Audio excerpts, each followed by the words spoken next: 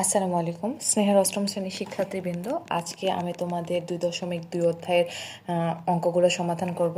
পর্যায়ক্রমে আমরা সবগুলো অঙ্ক সমাধান করব, কিন্তু আমার কাছে যে পাঠ্য বইটা আছে সেটা একটু পুরাতন কারিকুলামের হয়।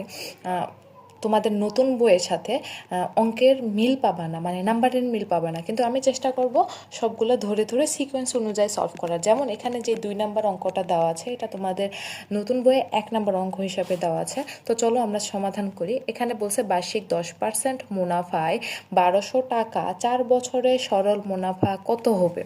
এখানে আমরা কিভাবে এটা সমাধান করব, দেখো এখানে দেওয়া আছে যে বার্ষিক 10% সরল মুনাফায়, আমরা আগেই জেনেছি পার্সেন্ট দেওয়া থাকলে সেটাকে আমরা বলি মুনাফার হার।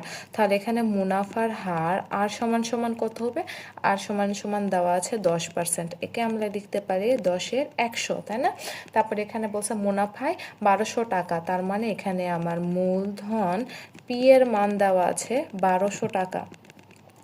তারপর এখানে আমাকে বলেছে 4 বছর, তার মানে সময় দেওয়া আছে এন সমান সমান 4 বছর। আর আরেকটা কি ইনফরমেশন দেওয়া আছে, সেটা হইতেছে সরল মুনাফা আয় সমান সমান হোয়াট। তাহলে এখন আমরা কি লিখতে পারি, আমরা জানি আই সমান সমান পি আর এন।